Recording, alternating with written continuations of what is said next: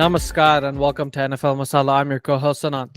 And I'm your other co-host, Rakshak. Welcome to Season 3, Episode 14 of NFL Masala, where we talk about all the latest happenings in the NFL with a little bit of spice.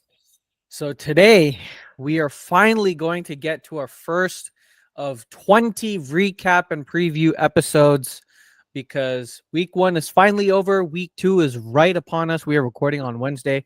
So week 2 starts tomorrow with the Bills versus Dolphins, a sneak peek ahead there.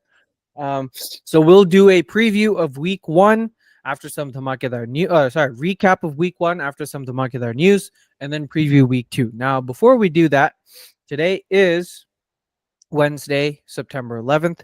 So, in honor of the people in honor of those who have fallen on that fateful day, we shall take a 1-minute oath of silence.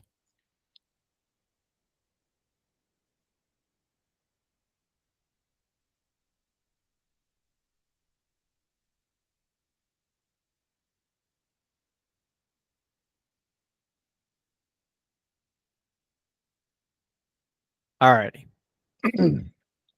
Okay, so let's get started with some Dhamakadar news, shall we? Yes, lead the way, man. Yeah, go ahead. Lead the way. Yeah. Unfortunately for us, Rakshak, a lot of our news is not Dhamakadar news, but in fact is Kachra news. Because this week has been absolutely disastrous in terms of news for NFL fans, starting with the one and only Predator, Deshaun Watson. Another allegation against him. This time it was in 2020. It's a new civil lawsuit that is different from the ones that he has had. The 26 allegations that he has had before. This is now number 27. Maybe the NFL will finally suspend it for indefinite, for perpetuity, like they did for Colin Kaepernick. I don't know. Maybe he needs 30 as his body count. I don't know, man. It's just despicable, man. It's just the fact that he has signed a $230 million fully guaranteed deal. None of these,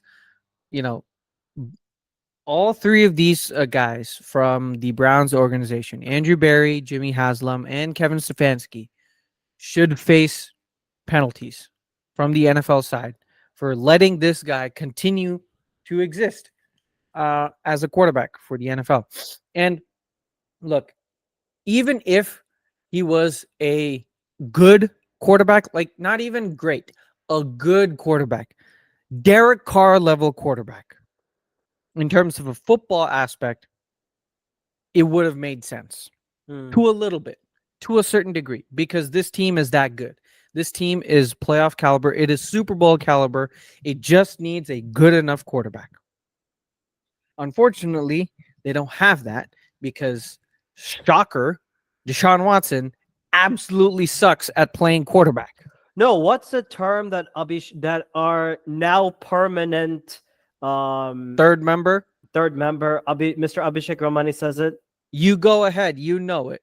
Dog shit. Yep, he is dog shit. Absolutely.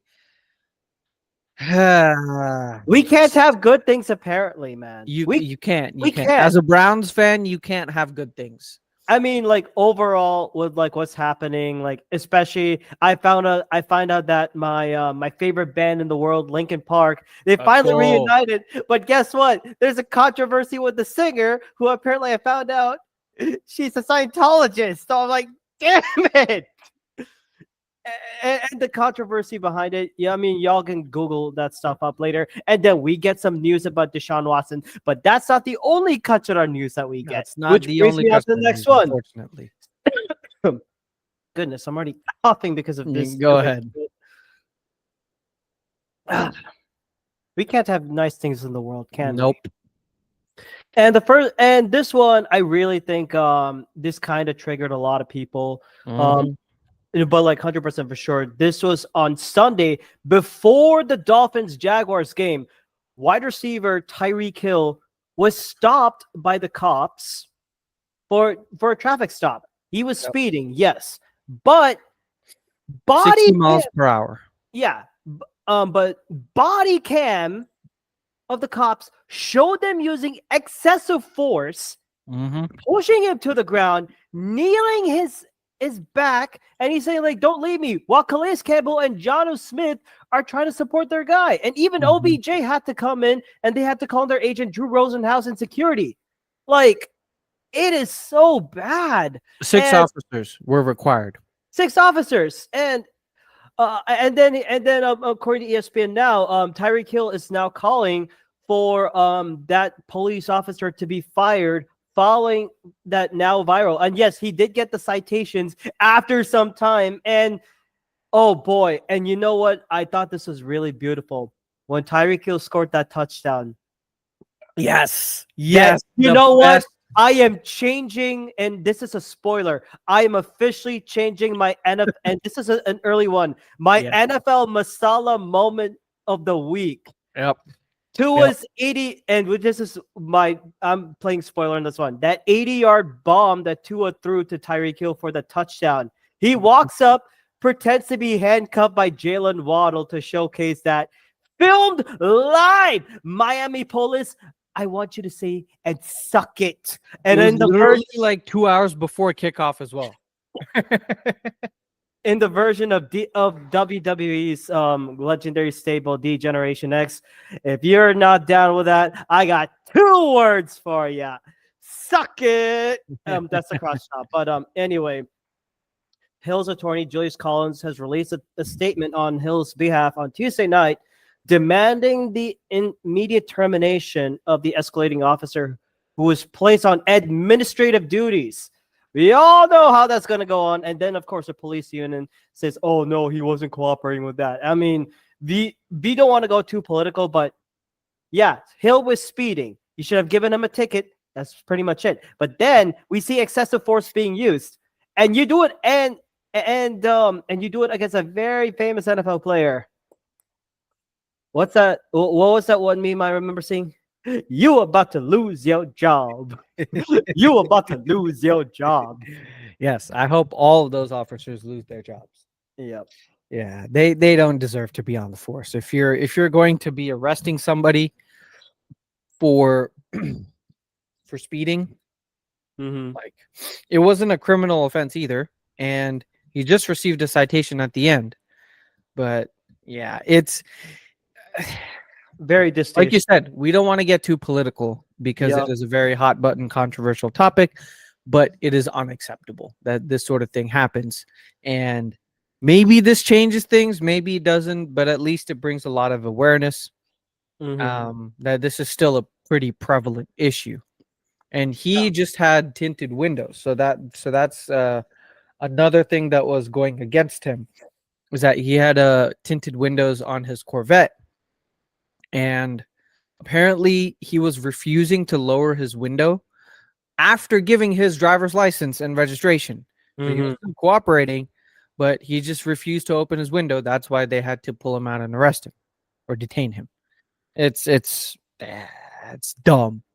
Anyways, let's move on to some football news. Unfortunately, not good football news, especially for the Carolina Panthers. Because oh no, what happened? Do we have an best injury player, bowl update? Their best player, Pro Bowl defensive lineman Derek Brown, out for the entire year, season-ending IR with a meniscus surgery that he needs to have done on his knee. Oh no. Oh no. So, unfortunately for Panthers fans, it just gets worse after this past week. Whatever happened in that game, Rakshak will cover it in the Punch Minute recap. But for Derek Brown, he comes off of a Pro Bowl campaign in 2023 where he recorded the most ever tackles for an NFL defensive lineman in a season with 103 tackles. Yeah. He played 89% of Carolina's defensive snaps in 2023.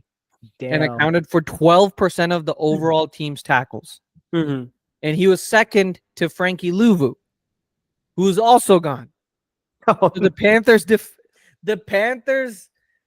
depth chart is I don't know how to say this, but it's non-existent. That's What is the depth probably chart? the What term. is the defense? Literally, that's what. Dude, look at how many players they have on IR. They have 1, 2, 3, 4, 5, 6, 7 players on their defense on IR. 1, 2, 3 out and 1 questionable. Their main pass rusher is Jadeveon Clowney. Clowney, what happened, bro? I mean, I would not be surprised if he gets traded midseason. You know what? I wouldn't be surprised if he asked for a trade Beats midseason. a dull moment. Clowney's going to go for a playoff team. I don't think the Panthers are going to win 1 game this season. You know what? That bad. The best bowl that they can win for? Hank Bowl. Hank Bowl. Could you imagine if they get the first overall pick? Oh my! Who would that be? What? Travis Hunter? Maybe Travis Hunter. Carson Maybe Beck. Quinn Ewers if he wins the national championship this year. Or Carson Beck if he wins it with Georgia again. Yeah. It's so many things, but it's Mhm. just horrible. Alrighty. All Let's right. finish off the market our news. And let's finish it up with this one. Again, more injury updates. This is what the Pittsburgh Steelers with Russell Wilson still having the aggravated calf injury. He's still limited, so the Steelers are keeping an eye on him. So they're preparing Justin Fields again to face off against the Denver Broncos. So, oh God. No, let go of him. What's up, Steelers country? This is Russell Wilson right here. I know I'm already. Oh. Oh, come on, baby. You know how Steelers country rolls. We well together. We ride together. We well together, baby. Steelers country for life, just like Bad Boys in Miami, like Will Smith and Martin Lawrence. But instead, no Oscar slapping moment. But with that being said, but anyway, with my calf injury, I know my boy Justin Fields is going to pull out. Steelers country. Let's ride. Let's beat those Broncos, baby. Steelers country. Let's go. So anyway. But then again, I think I know how the Steelers are going to win with that high-end talent, and of course with the quote of urinating tree, one of the greatest Steelers yinzers and YouTubers of all time. The bullshit that is Steelers football, and that high-end talent, and that the Arthur Smith, which is a Matt Canada 2.0 version of an offense, which I will get to later. Offense was absolutely atrocious. I will get I'll get to it later. It just proves that the inevitable is real. The Steelers are going to the Super Bowl. We can't stop it. You can stop it. We could try, but it's undeniable. They will get to the Super Bowl via tickets. That is for sure. Yes. Alrighty. So that is going to conclude the Makidar news segment for us. And now we're going to get started with the recap of week 1, starting with wait. Packers and Eagles. Before that, fly, Eagles, fly on the road to victory. Run, Saquon, run. Get your ass scored. 1, 2, 1, 2, 3. You hit them low, you hit them high, and you watch our Eagles fly or run over with Saquon Barkley's 3 touchdowns. Fly, Eagles, fly, or run, Saquon, run on the road to victory. EAGLES, Eagles! Oh, baby, we got to talk about this, man. You were talking so much shit. I know. What happened? Tell me what happened. What happened? Brazil happened. That field happened. Jordan Love's injury happened. We would have beat you. It's like you demolished us 50-0. All right, you won by 5 points. That's it. It's 5 points. But I will tell you this: it was a very close game. I was actually entertained by it. Yes, it but was. Of course, the field. We can both agree the field sucks. Oh my god, I don't know if we had $1. if we had $1 for every time we saw Someone players slipped slip, and slide, I we would have think been millionaires at this point. pretty much. And of course, what is ref ball? You cannot have a game without freaking ref ball. And but then again, we could talk about all the gloating and all that stuff, but let's get to the main crux. It was a very tight game. I enjoyed it. We both Mhm. have our gripes for both of our teams. With that being said, Anand, the floor is yours. Mm-mm. I want to let you have the floor because I was talking so much shit about the Packers winning and the Packers beating you. So now you have the floor and you get to express all the suffering on me. All right. Go ahead. So with that, okay, I will gladly take that opportunity and say this a la Will Smith via Chris Rock. Keep the Eagles name out of your effing mouth. Saquon and you know what? I have a quote. You know, like how we have in wrestling, there's a quote from Stone Cold Steve Austin after he wins the 1996 King of the Ring. He says, "You sit there and you thump your Bible and you say your prayers. Talk about your Psalms. Talk about John 3:16. Austin 3:16 says, I just whipped your ass." And you know what? This is what he said, and that's how he became like that character and Vice well known. And you know what? I got a new 3:16 quote. Saquon 3:16 says, "I just put 3 touchdowns on your ass." And oh my God, I think this had to be the Saquon Barkley game, honestly, because if you were to look at Jalen Hurts, this is where I get really, really peeved. I am going to. This will probably infuriate me. And you know what? We're going to have one of the many segments that we'd like to call. Anand, please lead the way. What is it called? Well, The debut the of the Ruck Ruck Chuck Chuck Rant. Red. Let's go. Jalen Hurts, my man. We got to talk about those turnover issues. Let's dissect this. Third down, I believe the very first drive. Third down, you go shotgun formation, empty set. This is what I really don't like. You're going shotgun formation, and I see you throw an arm punt into double coverage with Devontae Smith and who was guarding him? Like what? Xavier McKinney, Quay Walker, and Quay Walker. Quay Walker, who I thought had a really good game, but why the hell would you throw in that section? Which is what puzzles me. And another pick, I'll get to it later. I mean, especially in the fourth quarter, Jalen Hurts end zone drive. You just need to score. You try and move around, and you saw the minute you throw the ball, you see AJ Brown slip. I'm like, oh shit, it's gonna happen again. Jair Alexander, well played on the ball. That is why it's called John Money for a reason. And we almost had a third pick if Keyshawn Nixon drops that ball. Why the hell are you throwing it to Jahan Dodge? That was a pick six. That was a pick six. Y'all should have won that game. And see, that's what I mean. That's what I mean. But then again, we got to talk about this. We have to talk about this. And I kind of noticed it like when I was listening through to Shane Half of Bleeding Green Nation and the Eagles Pinpole Network, along with some Fourth. And I was also listening to my boys from Fourth and John. Give a shout out to Gail Saunders, who's back from that Brazil trip to watch that game. I mean, I was shocked when I looked at the next gen stats, and oh my God, Kellen Moore, that offensive scheme. He has revolutionized your offense. That's 100%. And I was shocked about this stat. According to Jeff Kerr, Jalen Hurts had the best passer rating against the blitz, 158.3. Mm-hmm. And I was surprised there. I wanted to ask you this.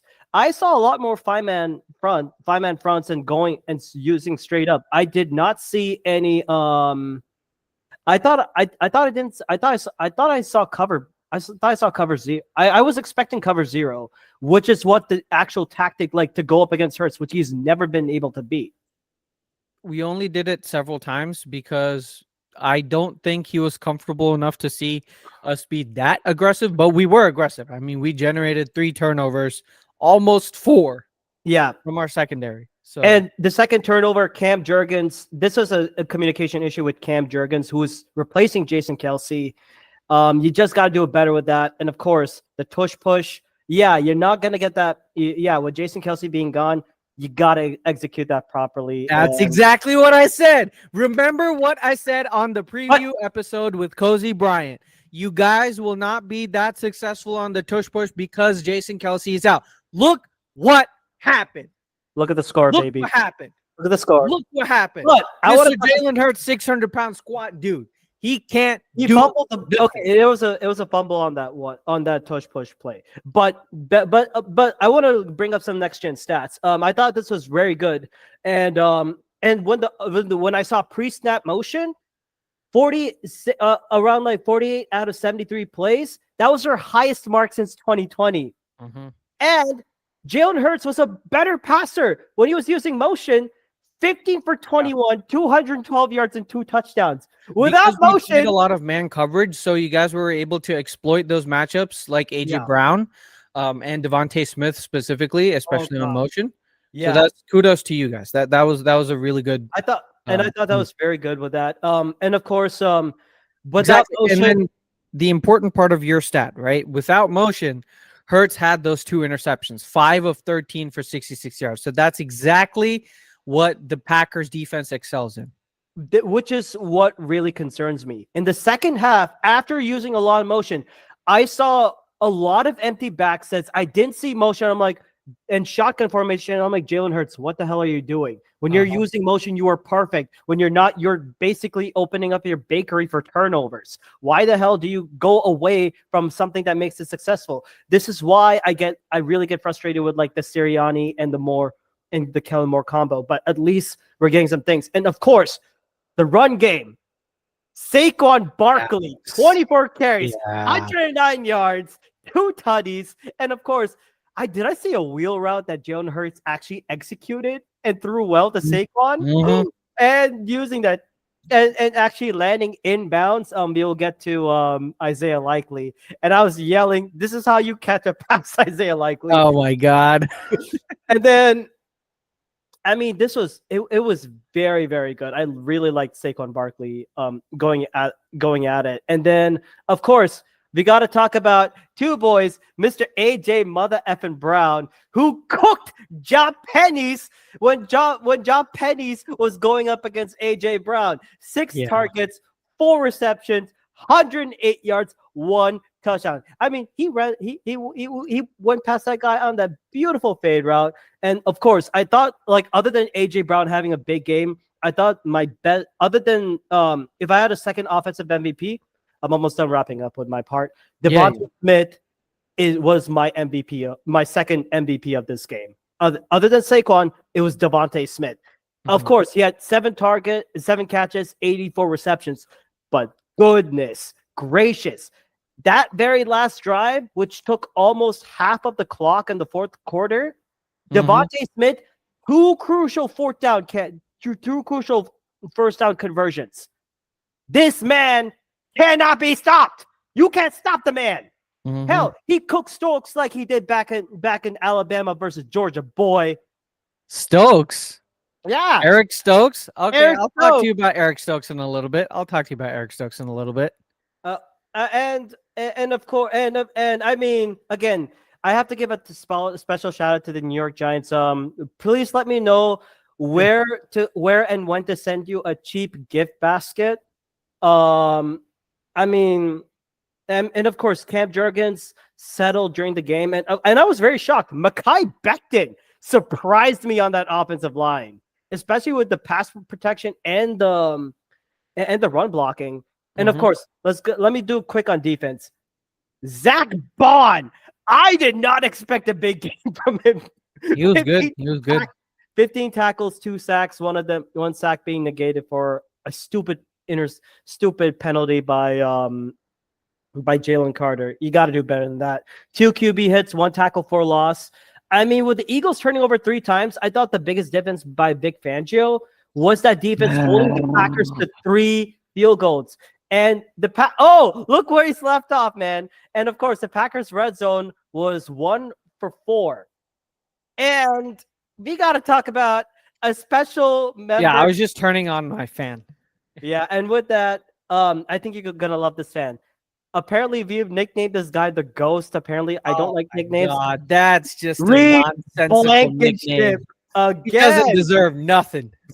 He's like a top Reed Blankenship safety. Reed Blankenship when coverage against the Packers, according to PFF.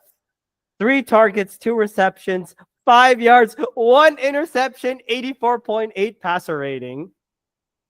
And I was shocked that Darius Slay was not targeted a lot. He only allowed like 1 reception for 10 yards. And I got to give a shout out to my boy Quinyon Mitchell. What a game for the Rook. I mean, I would like to see him play more.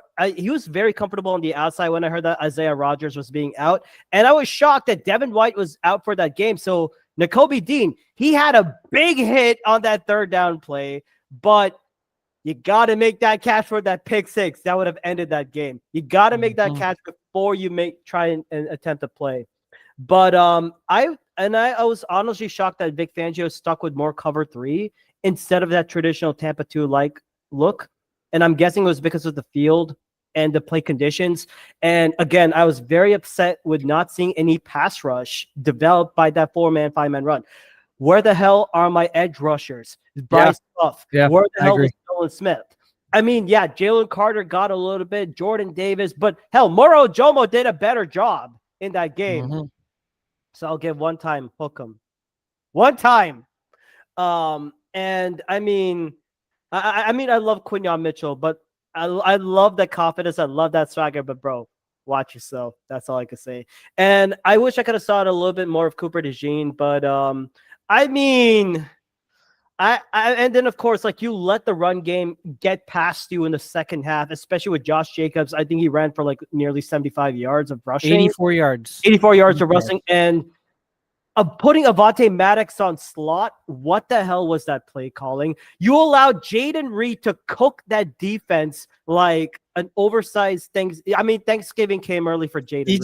Did you see the meme of Chauncey Gardner-Johnson completely falling on his butt after wearing the number 8 jersey in Kobe Bryant, dude, in honor of Kobe Bryant? Jaden Reed roasted him. Roasted his ankle. That was a great play by Jaden Reed. And I mean, like, and I honestly thought I would have seen more of Keely Ringo on the slot, or maybe have Ringo's your outside corner paired with Darius Slay, and you had Quinyon Mitchell.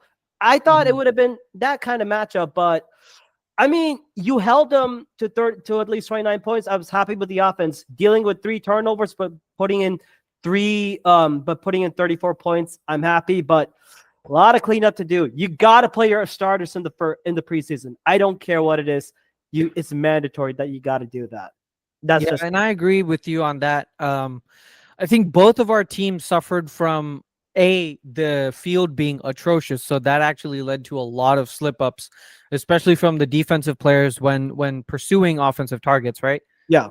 So that's definitely something that's going to probably be an outlier. But yeah, I mean, like I said, you guys only won by 5 points. You guys won because we missed a field goal and we failed to convert a 2-point conversion with one of probably the dumbest play call I've ever seen for a 2-point conversion. Yeah, like I'm actually curious, like what was the play design by that? It was I formation power run for Josh Jacobs. Now, we tried to get your him fullback. Huh? Were you using a fullback at all? Yeah, we were. Okay. So, yeah. So now I'll get into it in a little bit in terms of in depth. Yeah. So why we lost. Before I get started about the bad news, I just want to talk about the good news. All right. All yours, baby. All yours. Jaden mother effing Reed. He is fighting to become wide receiver 1 for us. And he deserves it because Christian Watson has not really performed to our expectations. Jaden Reed has 9 touchdowns in the past 8 games. 9 touchdowns in his past 8 career games and 10 in his past 13 or something ridiculous like that. He has been a touchdown machine, and we've completely unlocked the way that we use him. And I love Matt LaFleur for coming up with innovative ways in using the speed and the agility and the toughness that Jaden Reed has. He's only like 5'11", 190 pounds, but he plays like he's 6'1", 200 a little bit, something that I wish Christian Watson could play, because on those jump balls that Jordan Love keeps giving him towards the end zone, like those straight shots, go routes, or fadeaways, he doesn't fight for the ball and go through contact. That's been Christian Watson's biggest weakness, and we've been begging him to do that because he can at least generate a DPI from that standpoint. He hasn't even been able to do that. But Jaden Reed plays like that. He's so good and he's so shifty. And the fact that LaFleur utilizes his skill set like Shanahan does with Debo, but Jaden ain't a biatch like him.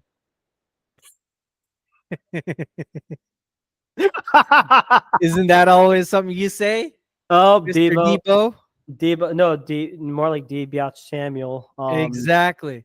Jaden Reed ain't anything like him. So I'm glad we have him on our team, both in terms of the run game and in the passing game. And I actually want to say this: the Packers. And I think this is actually true. The Packers wide receiving core is fully underrated. When you, especially with like the trio of Romeo Doubs, Christian Watson, and Jaden Reed, there is no wide receiver one. It's basically a pick your own poison unless you have the right defensive scheme, unless you have the right corners that can match them. Only that it's a prayer. You basically have to force Jordan Love to say, okay, which wide receiver are we going to allow to beat while we could still win this game? And Jaden Reed was the guy. I honestly thought, like, if I had a Packers MVP outside of Jordan Love, Jaden Reed was my Packers MVP. It's Jaden Reed, hands down. I agree with him. I agree with you on that. And the reason why he's so effective and all these wide receivers are so effective is because LaFleur utilizes all of them in different ways. Case in point, recently there's been like an uptick. Well, I don't know if I don't have the statistics to prove this, but just from like watching football for the past couple of years, you can see there's been an uptick in the way that teams' offenses use end arounds and jet sweeps, right? You've been seeing it more often and be more creative. That's exactly what Matt LaFleur used Jaden Reed for. He is the end around jet sweep dude. So when you see Jaden Reed, motioning from the X receiver spot into the backfield, you know that he's going to get the ball. But they're actually planning on, I don't know if we'll see this throughout the season or not, but during the offseason, they were planning on saying they were developing like 5 to 10 different variations off of just that one motion. Ooh. So I'm intrigued now. Right. So the fact that they're willing to use Jaden Reed like that and that his skill set is featured, is varied to include just like jet sweeps and end arounds and more like a rushing a running back receiver combo, right? That's what he's trying to turn into. Right. This is exactly what happened in this game. Literally the first touchdown that he has and the first touchdown that the Packers score is a 33-yard jet sweep, end around jet sweep from the left side all the way to the right side, a la Xavier Worthy. If you remember the Chiefs and Ravens game, that's exactly how he sped through the entirety of the Ravens defense, and that's exactly what Jaden Reed did with the Eagles in that jet sweep. So that's fantastic. And overall in the receiving game, so that was his like one rush for 33 yards and a touchdown. That was one of his 2 touchdowns. In the receiving game, best receiver in the entire game. Oh, yeah, for sure. The best receiver in the entire game. 4 catches, 6 targets, 138 yards, 1 touchdown with a 17.3 average depth of target, which means he is on average being targeted 17 yards downfield.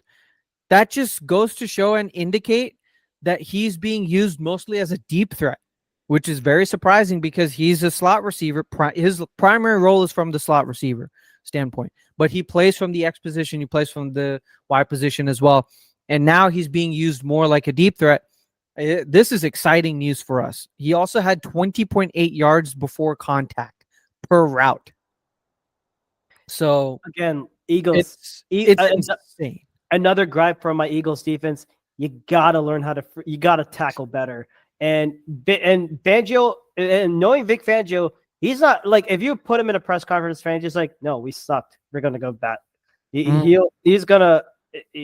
already like drilling their asses out for sure. And I mean, and I was very shocked, and I did not know if this was a plan. Where were the tight? I thought I would see more attacking in the middle of the field because that's where the Eagles struggled the most last year. I was very surprised to not see any tight end. Me too. I was surprised too. Tucker Kraft, turns out, had like 80% of the snaps versus Luke Musgrave. I don't know what that is about. He played pretty well. Tucker Kraft played pretty well, but yeah, it was mostly the receivers show in this aspect. Now, I want to shout out two specific players on the defense. Okay. One, Xavier McKinney. He is here, and he does what he does best. He did what he does best, murdering Jalen Hurts. Xavier McKinney did all that time in New York, doing the same exact thing to Jalen Hurts that he just did this game. First pick of the game was from his typical post safety position, baiting Hurts to throw that dumb seam route to Devontae Smith. Literally, it was coverage. Yeah. With Quay Walker in tight coverage. So I want to give a special shout out to Xavier McKinney. And then last but not least, Eric Stokes. Surprisingly, he was our best cornerback over Jair Alexander. 33% completion percentage allowed, 43.7 passer rating, -4 air yards allowed. Much better than that scrub Quinyon Joel. All right. Who was a rook? Joel. Nearly 1.5 yards per snap allowed, less Eric than Stokes, Quinyon. the guy who got his ass killed by Devontae Smith. Eric Stokes literally is coming off of like multiple injuries, season-ending injuries. This is like the first time that he's been healthy in what, a year and a half? So, hey. Also, if you look at so there's this chart by PFF. Okay. It shows that Quinyon Mitchell and Eric Stokes nearly allowed the same exact passer rating. You see that red line? Yeah. I'm showing this to Dr. I'm seeing it right there. Let me share this. Actually, all right. But Eric Stokes allowed almost 1.5 yards less per snap than Quinyon Mitchell. Quinyon Mitchell was on par with Jair Alexander. That's not bad for a rookie. It's not bad for rookie, but you just harped on Jair Alexander being Jaw Pennies. Jaw Pennies ended up having being targeted nine times, only allowed 5 completions, so 56% completion rating, 1 interception, and 122 yards and a touchdown, 97.7 passer rating. It's not bad, but it is not to the standard that we want him to be, and we're paying him to be. So overall, the defense in terms of turnovers, they remember this was one of the biggest problems last year. I think we had one of the lowest turnover rates, turnover differentials from last year. That's definitely on the uptick this year. We've already had 3 total turnovers, 2 picks, and a fumble forced, nearly 4 with that game-ending pick 6 by Keyshawn Nixon. That was a bad play by. Yeah, that was the good horrible read by Jalen Hurts, but should not throw in that direction. Yeah. All right, so that's the end of the good news. The bad news: story of Matt LaFleur's head coaching career for season openers. Unprepared. What's a Boy Scout motto for everyone?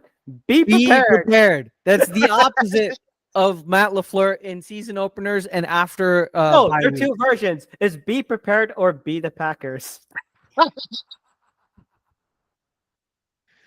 Sloppy execution from the offense. Love was missing throws. O-line couldn't create enough space for Josh Jacobs.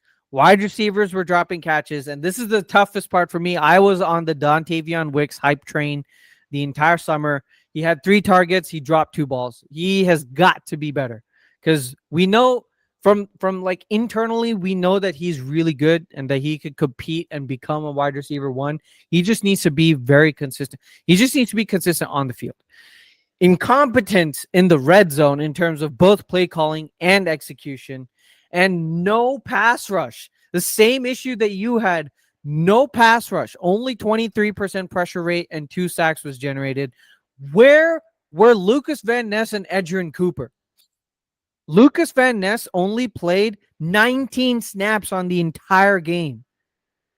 19 snaps. And Edgerrin Cooper had 10. They were not even there for 90% of the entire game. Lucas Van Ness had less than half the snap count as Enigbari had, Kingsley Enigbari. And Kingsley Enigbari is coming off of a major knee injury as well. So I want to see more emphasis from involving Lucas Van Ness and Edgerrin Cooper, especially in the run game. And then our run defense just forgot to appear in the second half. 17th in the league in terms of DVOA. But mind you, the Philadelphia Eagles were ranked 30th last week. 30th in rush DVOA. So we are better than that. And a total of 150 yards allowed and 2 touchdowns. And then the ugly Jordan Love. He got injured because Jalen Carter forgot to let go and forgot the rules and twisted his calf, which then sprained his MCL. I'm going to interject on this one. It was a bad football play, unfortunately. Yeah. And then you have some idiot pack shit fans that go after him on the DM. So, Green Bay, in the words of Ron Burgundy, stay classy or go F yourselves. Yeah. No, I mean, okay, look, I got to call out those guys. Jalen Carter, we will troll him all day long, but sending death threats to him, sending like he should be fired, he should be, injured or something like that. That's not necessary. All right. He just did a football move. It's a bad football move, but it is a football move nonetheless. And he's just a young guy. He's learning the ropes. It's like his 2nd or 3rd year in the NFL. His 2nd year in the NFL. So we can't be, that horrifying as fans. And I know it's a small majority. Most of the Packer fans are actually very nice people. Yeah. Unlike Eagles fans. I will stand by that claim because I did go to Philadelphia and I did attend one of those games and it was absolutely horrifying as an experience. More like what British people are. Scumbags. Drunk scumbags. But anyways, going back to the injury, it's reportedly an MCL sprain. He's gone for 3 to 6 weeks, but surprisingly, Matt LaFleur has kept the door open for him to play this week against the Colts. He's saying if Jordan Love gets cleared, he gets the start. So, yeah, at the end of the day, a lot of mistakes that need to be ironed out, especially with Malik Willis now starting. Until Jordan Love is cleared, we have a lot of mistakes that we have to clear. We have to iron out. The offensive line can't be this inconsistent. The wide receivers have got to maintain contact, possession of the ball through contact. It's just simple stuff. So, yeah, that's it from my side. So that wraps up the Packers-Eagles recap of week 1. Very entertaining game, that's for sure. Very close game, but there are other games that happened that we want to talk about as well. Specifically, our Masala games of the week.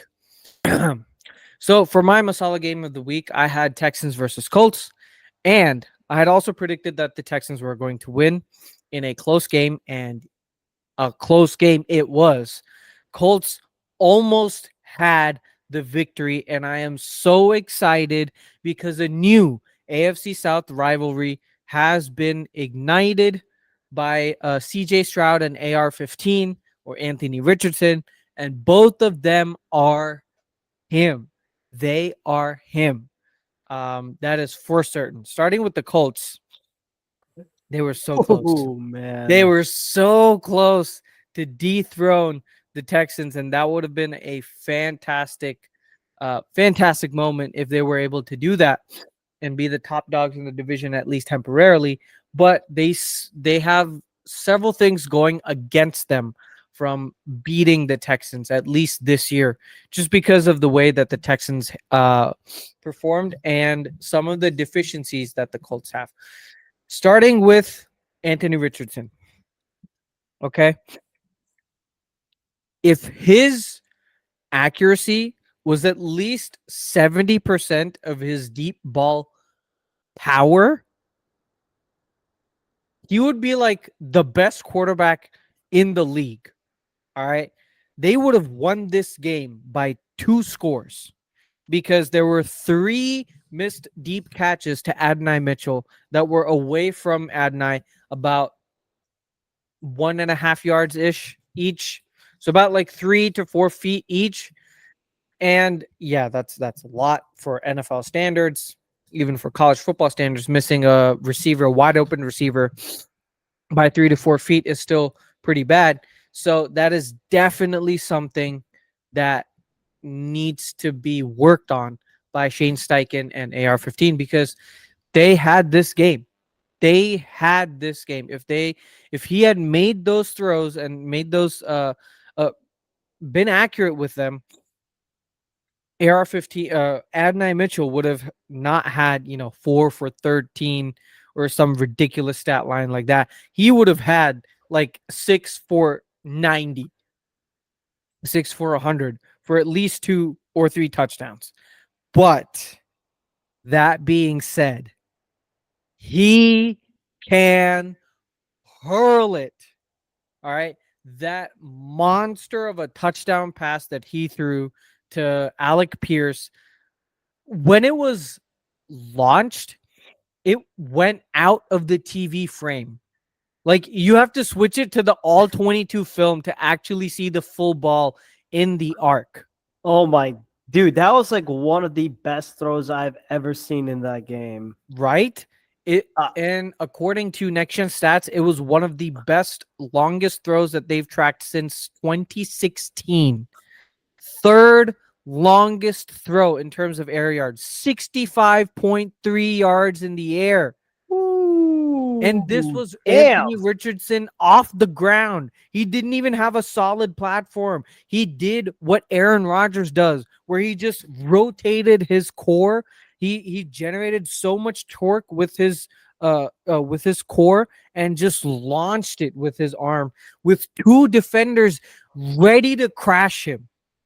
All right. That's There just was amazing. literally 2 guys in his face, and he launched it 65 yards, 70 yards down the field to Alec Pierce.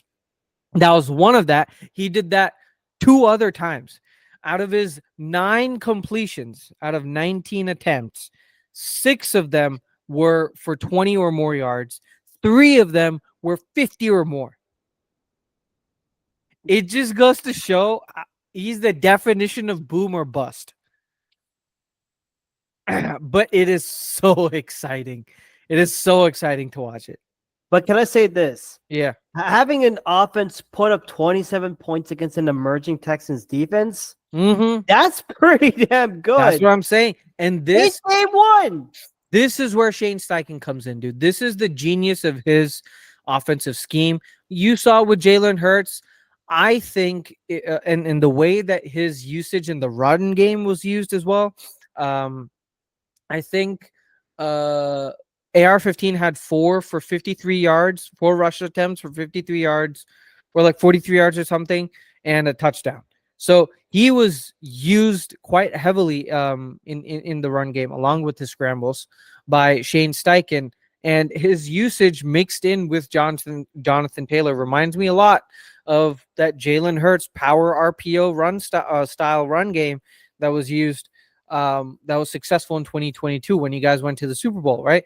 You effectively married Jalen Hurts's ability to run the football and utilize it along with DeAndre Swift, right?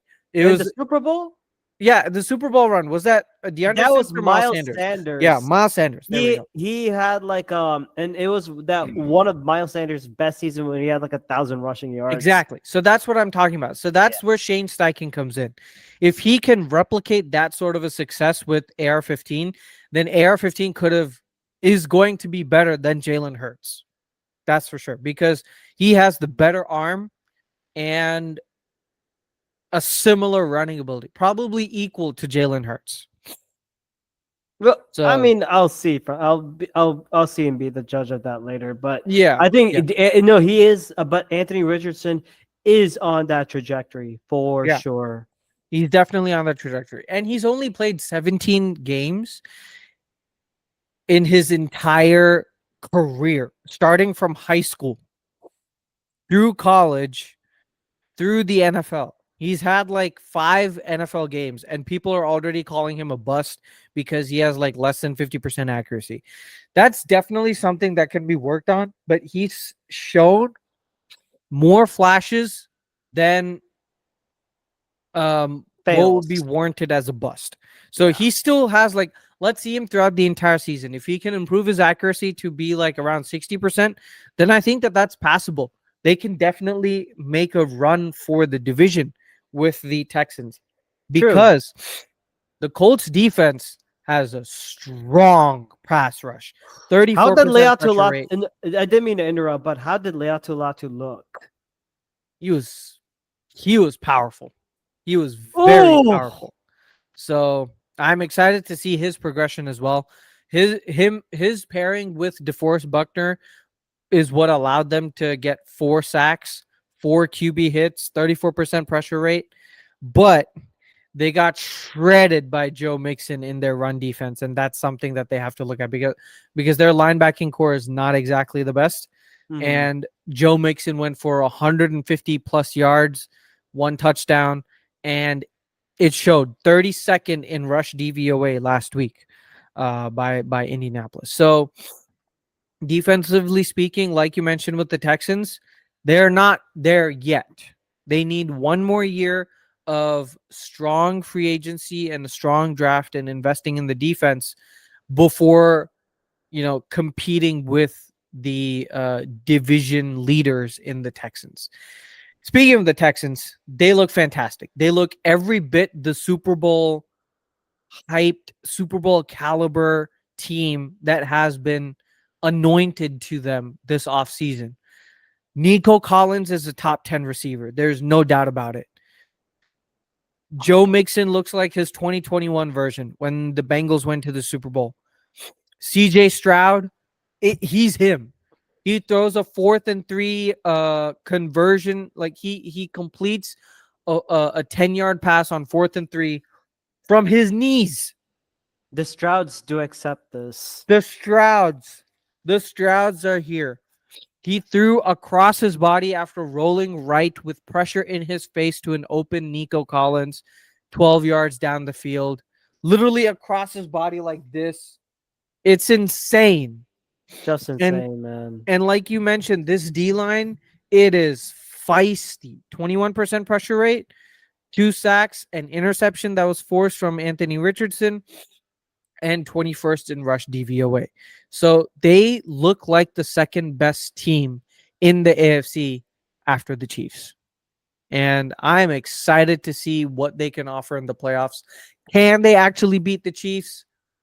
We shall see. But yeah, very close game. I'm really excited to see this rivalry blossom throughout the entire season if AR-15 can improve his accuracy. If he can't, questions are going to be asked. Questions are going to be asked at the end of the offseason. But he's only 22 years old, so Mm-hmm. I would give him like 1 or 2 more years. But yeah, that's it. Right. So my Masala game of the week was the opener between the Chiefs and the Ravens. Oh, So for those that are joining in us for the very first time, knowing about my Masala games of the week, there's an ongoing jinx that I pick. It's like if it's a Masala game of the week, it ends up being a blowout. but this wasn't a blowout. This was the exception. Yeah. And with that being said, Chiefs versus Ravens, 27-20. I am going to call this the toe game, but Oh.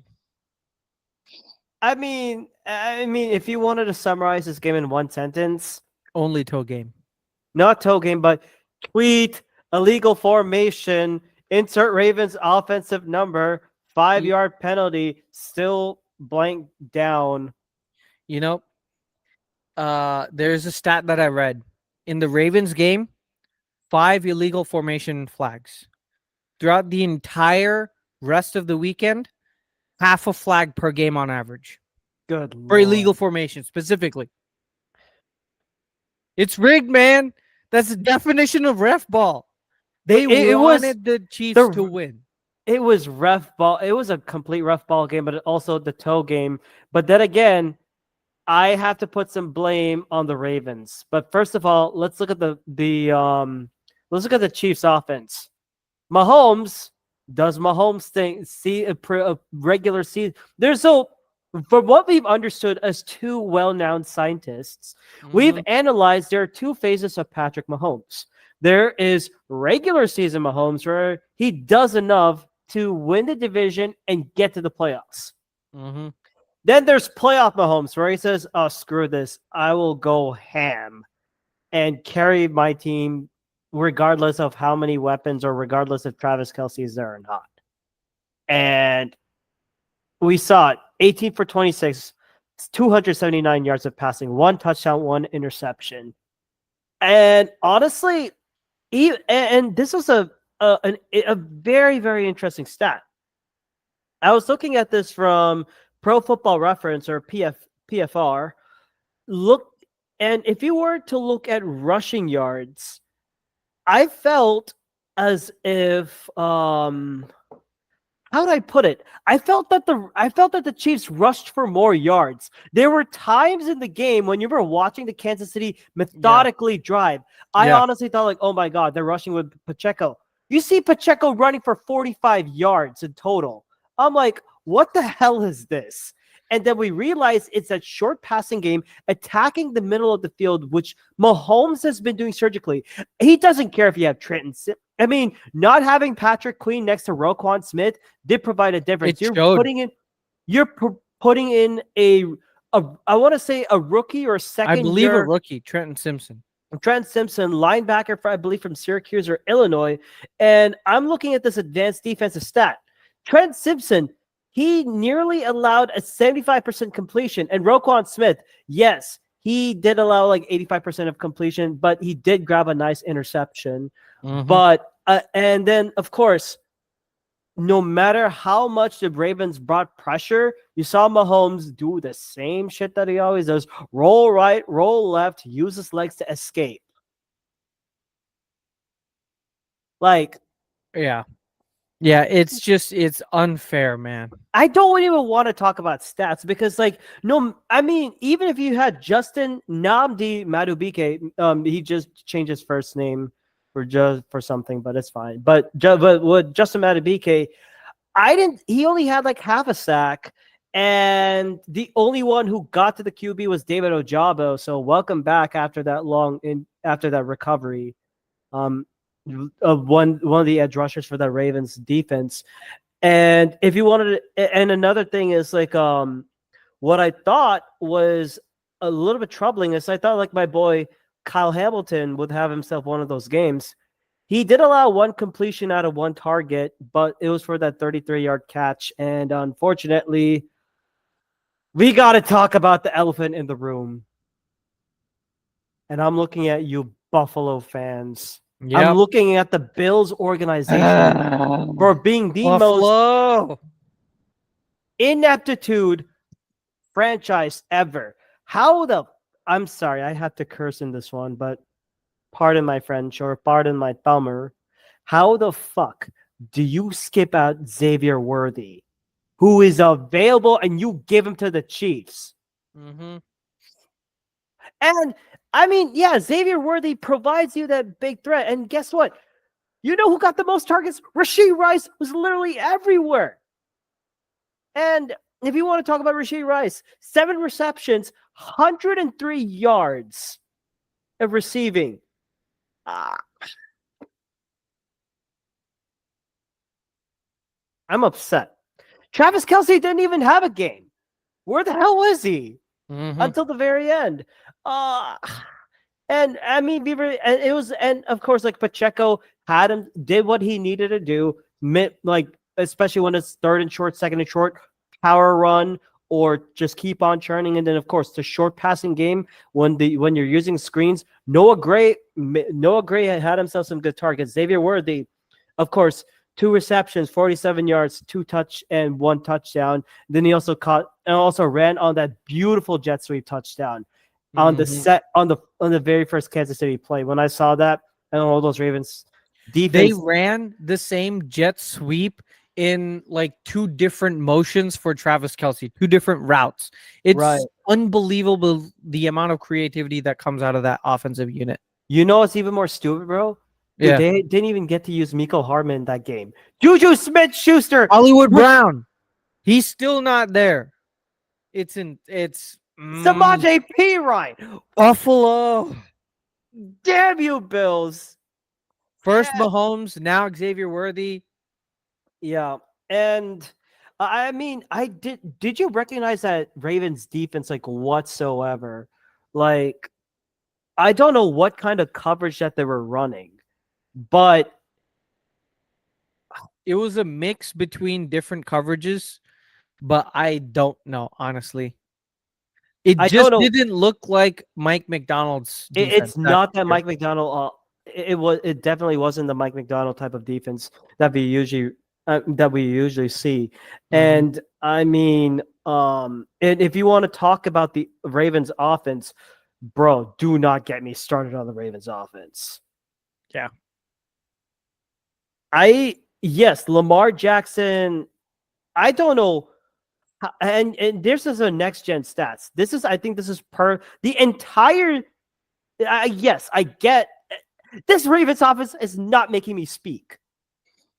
They literally had a lower average depth of target than Bo Nix. And you want to know? Yeah, Mahomes has a low average depth of target, but that's because they're more creative. Yeah. And here's a crazy stat I saw on Next Gen Stats. Lamar Jackson scrambled 12 times against the Chiefs. 19.5% of his dropbacks, which is his third highest rate in the last 4 seasons. Most of his scrambling production came on the ground. 75 rushing yards on 10 scrambles. His lone completion was a 49-yard touchdown, which was, I think it was to I think it was that one to Isaiah Likely, and I want to give a shout out to Isaiah Likely. He had himself a game. I had no idea where the hell Mark Andrews was. He's their tight end 1, and Mark Andrews is now reserved as a blocking tight end, and it's going to be so upsetting for all the fantasy owners now.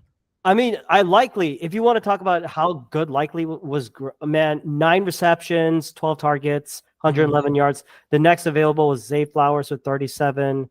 And Rashad Bateman with 53, Zay Flowers with 37. But then again, I put the blame on Lamar, and I wish I could go more into detail, but this game was frustrating to watch. I didn't even see Derrick Henry get used a lot. I mean, Chris Jones and that Steve Spagnuolo defense, oh my God, they went shut him down.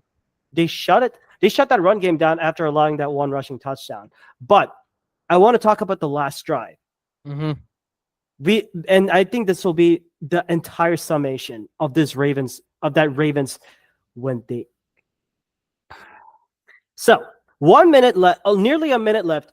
Lamar Jackson throws a deep bomb to Rashad Bateman. It was a 48-yard, I believe it's a 48-yard play, right? No, it was like it was one of his longest one. It was one of his Lamar? longest. No, to Rashad Bateman, I think, but Okay. I don't have like the full stat of it yet, so just bear with me on that. Or one second, ladies and gentlemen. It was a 38-yard bomb to Rashad Bateman Okay. with 43 seconds left. You're running to the ball. You burned the clock up to 19 seconds. What are you doing? Run to the ball, which you got to like, okay, 30 seconds. Spike it. Spike it. You'll get more Freeze the clock opportunities. to 19 seconds. Yeah, and then you put basically a hospital ball for Isaiah Likely. Yeah. Yeah. That whole last 1 minute sequence, that 2 minute sequence is the epitome of every Ravens game for the past 2 years. They get so close, but they fail in execution in the crunch time. And then of course, then 2nd and 10. This really infuriated me. You miss a wide open Zay Flowers. That's on Lamar. That is on Lamar. On Lamar. And then not a receiver is open. And then you got to talk about this play. The final 5 seconds. Throw it to Isaiah Likely, who somehow tiptoes in for the touchdown. Apparently, it's 26-27. John Harbaugh saying go for 2. But we look at the replay. His toe was out of bounds. Mm-hmm. You got to have all your 10 toes in. It didn't go through. See, if they had 5 to 10 more seconds, they could have ran another play. And I don't blame this on Likely, man. That was a great. No, Likely. This catch. is not unlikely. I call this blame this game all on Lamar Jackson. Yes. He stat wise, you could say he had a good game, but like, I mean, if you want to go via stats, like how people say, oh, Lamar Jackson's so damn good. 26 for 41, 273 yards, 1 touchdown, 1 sack, and then it's stupid. It's honestly stupid. Those last two plays are on him. That was all on him. And yes, Ravens players are talking about like, oh, this is so unfair. Isaiah Likely saying, hey, this should have been touchdown. Patrick Mahomes is saying wear different shoes. It's on and on. Yeah, and you know what? In the words of Urinating Tree, and of course from Adam Sandler, from Billy Madison, you blew it. You blew it. And of course, from South Park, you blew it. You had it all and you blew it. The Ravens blew this game. Yeah, hands down. Alrighty, well, that concludes our game recaps, and now we're going to do the best segment NFL Masala has ever created, the Punch Minute Recap. Alrighty. Podge. Let's get it. Let's go. AFC, what happened there?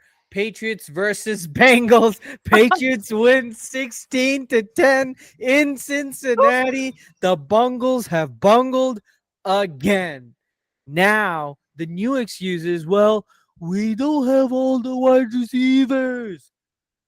It doesn't matter. You have Joe Burrow. You have your defense. You should beat the Patriots at home. But guess what? You're dumb. You're stupid. And you always lay an egg in week 1, just like the Packers. So now this is exactly what's happened. Moving on. Dolphins versus Jags. Battle of Florida. Dolphins win a very close game, 20-17. But the Jags had it. And just like typical Jags fashion, they fumbled the ball away. They fumbled the victory away. Travis Etienne, they are close to the end zone. He's 1 yard away. He's going to run it into the end zone. Boom. Pop goes. The football goes out. I think it was Javon Holland. Yeah. Javon Holland. Javon Holland punches out the football. It goes through the end zone. It's a touchback. Dolphins get the ball, and the Jags never recover. They lose in Miami with the Dolphins. In the Battle of Florida, won by Miami. This was also the game with Tyreek Hill and Jalen Waddle, so I will let you talk about that special play that you hinted on in the beginning. All right, next up, Chargers versus the Raiders. The new Raiders with Gardner Minshew as their quarterback failed. miserably failed to beat Jim Harbaugh and the Chargers. They get the victory 22-10. It was not the most exciting or explosive game, but J.K. Dobbins, welcome back to football. 10 rush attempts, 130 plus yards, and a touchdown. I'm so glad that he's back on this team and he's Jim back in Harbaugh. NFL football. It's Jim Harbaugh, Greg Roman, man. They're going to run the football and they're going to run the football. And you know what? Who's got it better than us?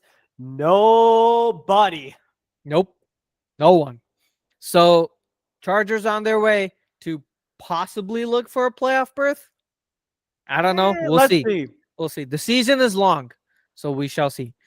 All right, next up, Bills versus Cardinals. Woo! This surprisingly came to be one of the closest games in typical Bills fashion. They always do this. Week 1, just like the Packers and just like the Bengals, they always, have eggs on their faces in week 1, right? They almost lost this at home to the Cardinals, where Marvin Harrison was 68th in all wide receivers in terms of average yard separation. Marvin Harrison Jr., 68th in all wide receivers this past week in terms of average yard separation. He only had like 1 or 2 catches, and the Cardinals almost beat the Bills 34-28. And from this game, I have my Masala moment of the week, which I will share during that segment. All right, let's wrap it up with Bears versus Titans. What a dumb game. What a dumb game, dude. I had so much hope for Will Levis and the Mayo Man, but he failed. But guess who else failed? Caleb Williams. Dude, did you see the mouth on this guy? Yeah, the audacity of him saying that this victory is like a good victory when he had 93 total passing yards. Do you get 93 total passing yards? Sam Darnold had 3 times more. Bryce Young had more passing yards. Caleb Williams, the savior of Chicago. You won because your defense actually decided to show up and beat Will Levis, a young QB who's going to make a lot of mistakes this year. Hopefully it can be corrected by Bill Callahan and his offense, but he's got a lot to work on. So does Caleb Williams. All right. Jaden Daniels outshone him, and I think you're going to talk about that game. Yeah. Last game, Sea Chickens versus Broncos. Sea Chickens win 26-20. Broncos, you scored 2 safeties. You were 1 safety away from tying the record, but you just failed. You failed to beat the Sea Chickens, and Mike McDonald, great as ever. That's it from the AFC side. Is it now on to the NFC? And I'm gonna, and before that, to quote Brandon Perna, that's like that's the new to the power of 24th worst game. Yes. It All was right. bad. Okay. Where do I begin? Saints versus Panthers. Saints 47, Panthers 10. Good Lord. Why are they playing? Dude, what did Bryce Young and the Panthers deserve to go through this hell? Derek Carr had a 3 touchdown passing game. I put 3 touchdowns on you. On you. And I mean, it was, like the meme from The Simpsons. The guy's like, "Stop! He's already dead." Yeah, that's literally what it is. Yes. And the Saints are feeling up after beating a shitty Panthers team. Dennis Allen apologized again for not scoring. No. And one more thing, which begs me the question: why the hell did you hire Dave Canales for this one? And remember, I told you, like, yes, it's going to take growing pains, but this is the growing pain. I mean, honestly, the Panthers are so talentless. They're so devoid of talent.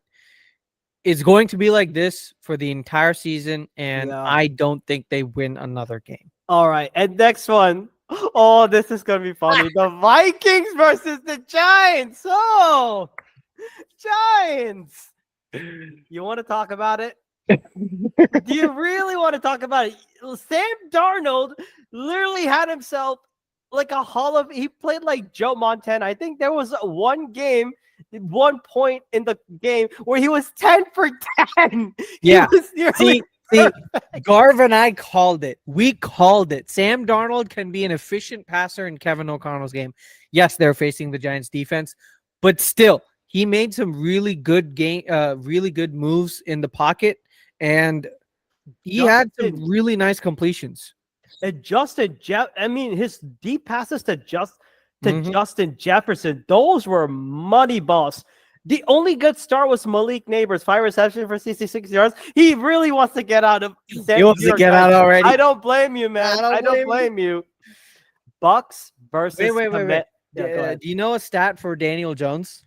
What? Okay, he has thrown more touchdowns to opposing players than to his own players since he signed his new deal in 2023. He's thrown 3 pick sixes and 2 touchdowns total.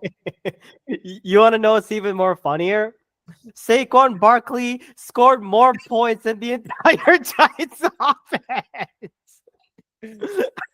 Oh man. Joe Sheen, thank you so much for being such a pardon my French, genius. Being such a fucking dumb genius. Hall of Fame worthy. Give him a jacket. Bucks versus Commanders. This was a very interesting game, but all I noticed was Baker Mayfield went to town, 24 for 30, 289 yards. He put a 4 burger on him. No, the Bucks got a 30 burger on them, 20-37. Who knew Bucky Irving was good? 62 yards of rushing. I did. I said it. I wanted Bucky Irving over Marshawn Lloyd, and also Mike Evans. Another game, Hall of Fame. First, give him the jacket. There's no doubt about it. Mike Evans with 2 tutties, Chris Godwin with 1, Jalen McMahon. Jaden Daniels, he uses legs a lot. And knowing Cliff Kingsbury, it's going to be one of those slow, chuck the ball efforts. See somebody's out there. Surprisingly, though, they weren't that expressive. They weren't that explosive in terms of their downfield. Their average depth of target was around 4 yards. I thought that was like very shock. I mean, I didn't see like a lot of the game, but it's like I heard like Jaden Daniels had like one of those like slow, and they're really trying to like test the waters and keep it easy on him. So it's like, hey, this is gonna be a rough moment. This is what you're gonna expect. A lot of screen passes behind the line of scrimmage. And Dan Quinn, so much for that vaunted defense, man. You can bring in all those Cowboys players, but you cannot stop Michael. I mean, you literally cannot stop Mayfield. Baker Mayfield built a bakery in Tampa, and he's cooking some tasty Commanders. Lions versus Rams. That was a fun game. Unfortunately, I went to bed at halftime. I feel so bad for him, man. I hate the overtime rules. He should have gotten the ability to answer back. It was actually Jameson Williams, David Montgomery took over for Jared Goff in that game. And Matt Stafford, regardless of how many offensive players he was losing, especially with Puka Nacua and almost the entire offensive line. And I just got news yesterday that they stole one of the Eagles draft picks in Dylan McMahon to play starting center, which pisses me off, damn it. And I'm not going to lay it on the Rams. I am not going to put it. You know what it is, ladies and gentlemen. I'll get to that later. But Cooper Kupp, dude, he was a freaking god. I think he had like over like 100 receiving yards. I mean, just to pull up the box score on this guy. Yeah, Cooper Kupp, basically 110 receiving yards. Jameson Williams, 121. I believe he hit 3 touchdown celebrations and he hit 3 celebrations and after that one long touchdown route. And of course, the run. I think the biggest difference was the run game by David Montgomery and Jahmyr Gibbs. having those two, and I did notice that that Detroit was targeted a lot on the corners. Terry Arnold was getting tested a lot in this game. But other than that, it was a very fun game. I didn't get to see it, unfortunately. Lions have shown that they are the best team in the NFC. And now, probably second best behind San Francisco. Next, the Steelers versus the Falcons. Oh my God. What the hell did I This is your game. Oh, I initially had red zone, and then I was like, "Ooh, I'm getting the Steelers and Falcons. Let's see how Kirk Cousins is." My God. They ran, I think I saw the stat. They had 80% of his snaps in either shotgun or pistol formation. He couldn't move. I think he could not move. That it was an ACL or the Achilles injury. The Achilles tear. He was limited in the pocket. And dude, one way or another, I believe the Steelers won this game without even scoring a freaking touchdown. If you had it was Chris Boswell, right? Yep. If you had him on fantasy, he basically would have won your league. You would have won your won that matchup. And I mean, the Steelers having Arthur Smith is like which is Matt Canada version offense 2.0. Yeah. Have you seen Justin Fields' passing chart? Sorry, you continue. I'll pull up Justin Fields. I mean, Justin Fields, the only deep play was that nice Justin Fields pass to George Pickens before halftime. Yeah. I mean, it was like what, less than 155 yards of passing. And this is his pass chart. It's nothing in the middle. But check downs. Nothing in the middle of the field. I mean, the Falcons linebackers are decent, but they're not that terrifying. But this is the problem with Justin Fields, Russell Wilson, and Arthur Smith. They don't target the middle of the field. What the F is the middle of the field? Exactly. But then again, you want to know what helps the Steelers win this game? It's that high-end talent. So, in the words of Urinating Tree and Mighty Mouse, here I come to save the day. That means that Mighty Mouse is on the way.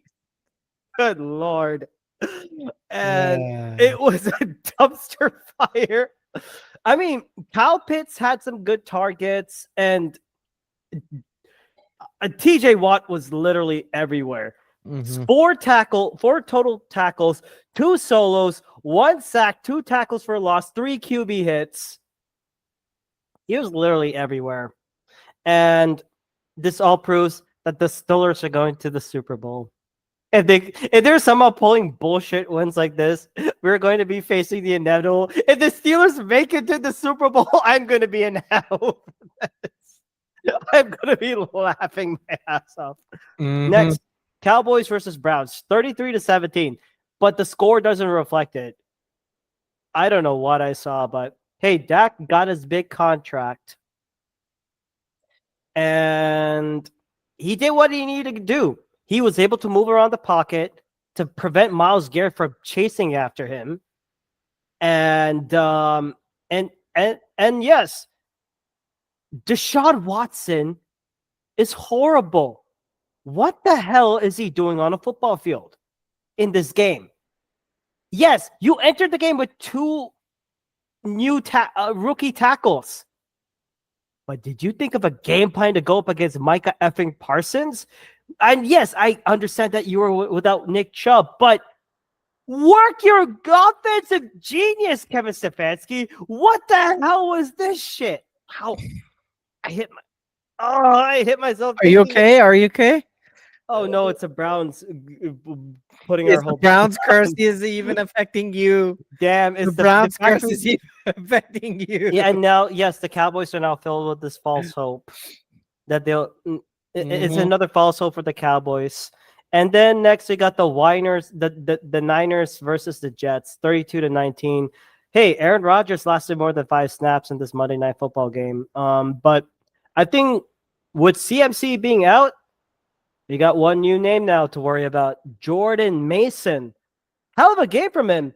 And yes, people are going to say, oh, they should be investigated for like withholding information on like who is out and who's not playing. But I mean, they took a group decision for sitting out CMC. I think, yeah, heal him up. But Jordan Mason, 20 carries, 147 yards of rushing, 1 touchdown. That's just, he was literally that. They just ground and pounded. So much for that Jets vaunted defense. Where's Hassan Reddick when you need him? Mm-hmm. And Aaron Rodgers, I mean, 13 for 21, 161 yards. He did have that nice pass to Alan Lazard for a touchdown, but it's not it. The Niners are too damn good in this game. Mm-hmm. They just ran them over. Yeah, surprisingly, the defense gave up all the leverage. And I think this is a major point of concern because Aaron Rodgers was effective as a quarterback coming off of Achilles tear, but right, this defense is not good. I think like it's good. It's like the Jets have to keep on scoring. Yeah, and I don't know how long that. I don't know if that is a sufficient way of winning. Trust me, I know because there was a collapse. The collapse. Mm-hmm. And once again, Aaron Rodgers has the defense that gave up 30 points. This has probably like the 50th time in his career. Yeah. I need to count it. I need to see what the status in terms of how many times has a quarterback has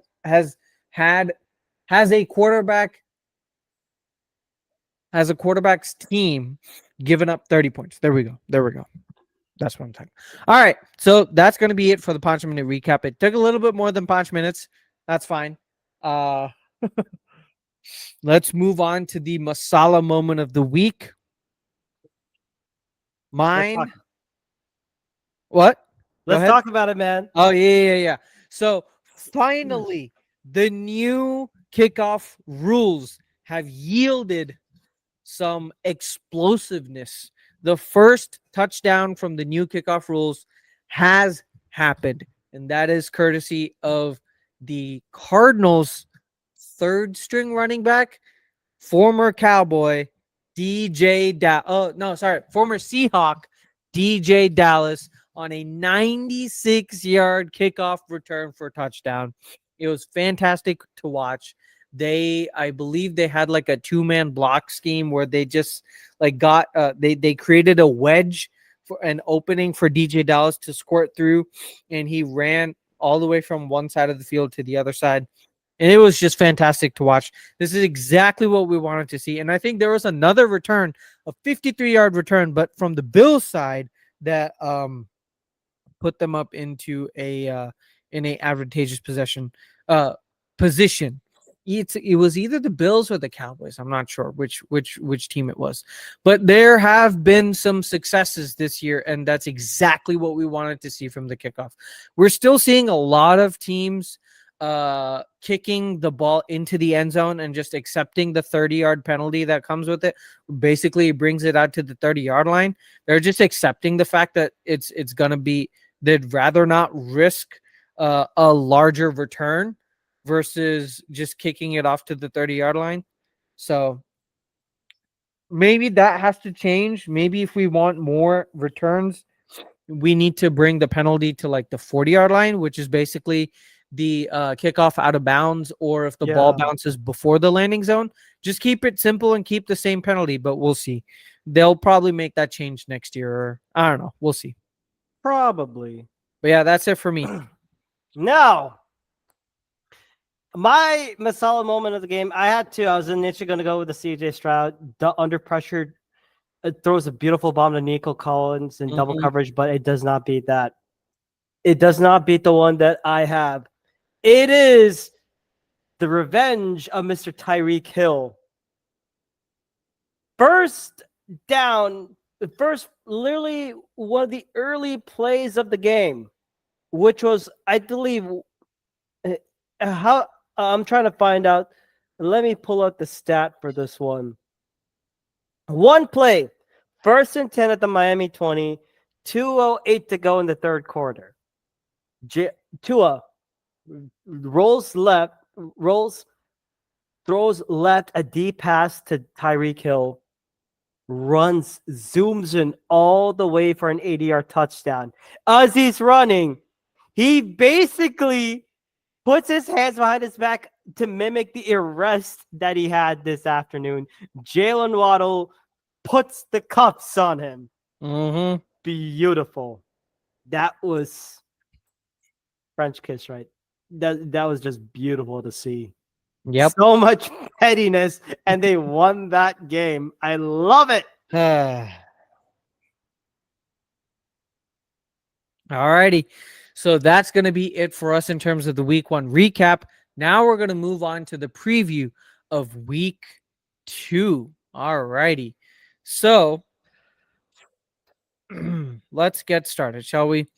This one is going to be Packers versus Colts. Now, this would have been a very enticing matchup for us Packers had it not been for Jordan Love's injury. And now we have Malik Willis most likely going to be the starter. So what's going to happen? For us to win with Malik Willis, a lot of things have to go our way.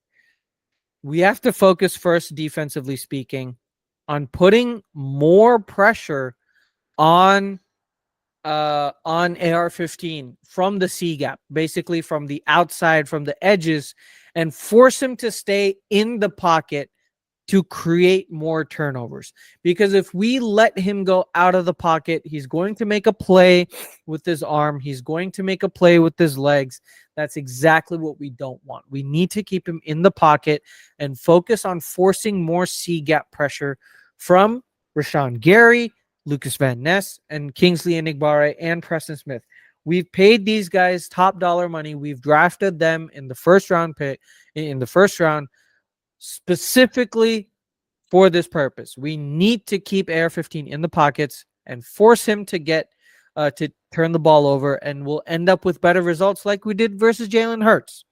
That's exactly what we need to do. Give our offense more opportunities to score points. Also, on defense, especially in the run game, can we please rotate in the right players? We need to have TJ Slayton come up the middle as our primary nose tackle. And I realized that he did have 40% of the snaps.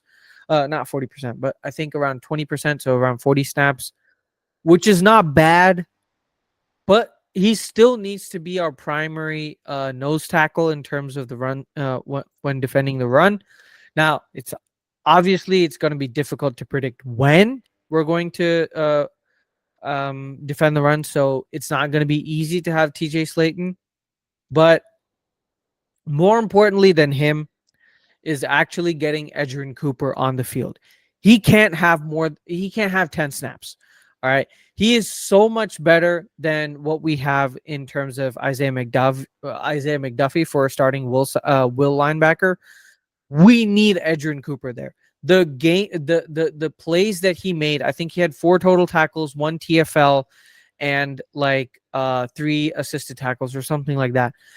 He was spectacular when he was on the field. He was rangy. He had the speed to cover sideline to sideline.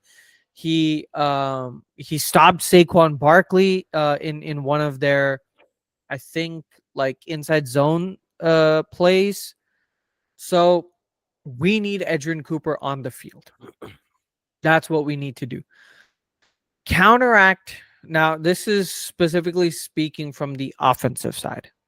So defensively, get more pressure, and in the run game, bring in Edgerrin Cooper because he is effective. More effective than Isaiah McDuffie, that's for sure. Also, on the offensive side, for us to counteract the way that the Indianapolis's D-line can generate pressure, specifically from 4-man fronts, we need to run 6 to 7-man protections. A lot of 12 and 22 personnel, shotgun or under shotgun formation, pistol formation, but a lot of 6 to 7-man protections, especially with Tucker Craft in, maybe another swing tackle. especially since Malik Willis is going to be starting, and then we need to make sure that we don't pressure Malik Willis too much in the beginning. We also need to run the ball in a variety of different run schemes, specifically more power, duo, and pin and pull, because those are the schemes that are going to help Josh Jacobs win, because that's not necessarily like a forcing the running back to use his agility. It's more so on the entire offensive line and the running back to produce the necessary yardage. First, the offensive line has to create enough holes and enough space, and that's where duo and pin and pull can come in, because you can get those double man blocks, right? And it can open up holes in the A or B gaps, or potentially even C gaps if you're going to go outside zone. But um, or like a counter. So it's just something that we have to do in terms of allowing Josh Jacobs to get some more space on the inside. If we can beat the Colts from the inside, then we can, we can wear them down exactly how the Lions did to the Rams, right? If you wear down the defense from the trenches, your run game is going to be much more easier. Also, and I think this is going to be done, keep using Jaden Reed like we have been doing. All right. And everything will be fine. Okay. But turn it up to 11. Basically, use him every single which way possible. He needs to be on the field 100% of the time, because it's Malik Willis, and Jaden Reed is probably going to be Malik Willis's best friend. Now, this one I think can be debatable based on actual like football experts, but I say to keep Malik Willis in shotgun more to prevent having his back turned on the defense via under center. And this is going to be limited in terms of play action, but that's by design, because we don't want to overcomplicate his reps. And this leads into the fact that we have to simplify the passing game, keep it short, keep it quick, keep the chains moving with the running game. Don't try too many explosive things, because he has neither the accuracy nor the explosiveness ability to convert those into positive scenarios. So I just don't want him to create turnovers. And this is where the Colts can win. They need to force Malik Willis into turnovers and just run the football. It's going to be pretty easy for the Colts to win, especially since it's Malik Willis. Just force Malik Willis into turnovers by putting a lot of interior pressure. That's where we're actually the weakest with Josh Myers. We saw Jalen Carter running over him, right? With the Eagles. Our tackles are actually pretty good. So I would expect DeForest Buckner to wreak a lot of havoc on the interior side. Not to the side where Elton Jenkins is, but where the rookie Jordan Morgan is going to be and Josh Myers is. So expect, create interior pressure on Malik Willis, force Malik Willis to create turnovers by having pressure in his face, and just run the football. Just control time of possession. The other thing against the Texans that we had, the Colts and the Texans had 40 minutes in terms of time of possession versus just 20 minutes for the Colts. So if the Colts flip that on the Packers, then it's going to be much easier for them to win. Also, the more chances that AR-15 has to throw deep, the more opportunities the Packers secondary will have as well. Now we know that the Packers secondary is a very opportunistic defense. They're going to capitalize on turnover chances by converting those chances more often than not into turnovers. So the more opportunity AR-15 gives to our Packer secondary, then it's going to cause a lot of problems. So just keep it simple, run the football, and don't throw the way that they were throwing versus the Texans, because it's going to inevitably end up costing them. Now, they already have a winning shot with just maintaining time of possession, since Malik Willis ain't doing shit. So if they can just focus on keeping and playing clean, simple football, they're going to win. And I think they will win. Easy. 24-10. That's it for me.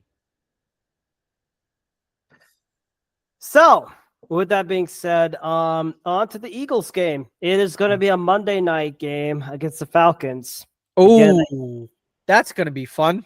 oh, another game of Circle three change. times Kirk. This is the third time we're facing Kirk Cousins and an actual home opener. Mm-hmm. It's stupid.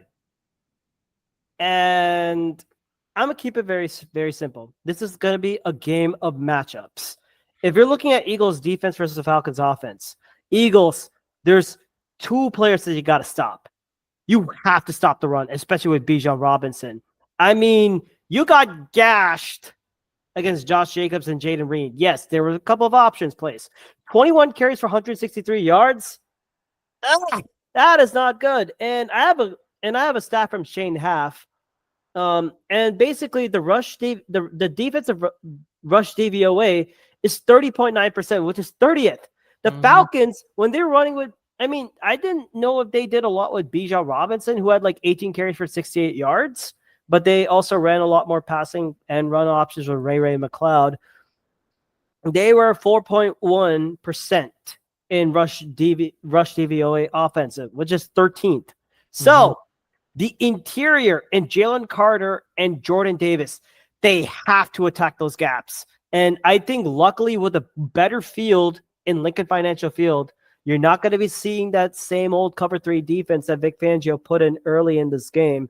And maybe we could see more of that traditional Tampa 2 nickels, Tampa 2 or more of that proper 5-man front.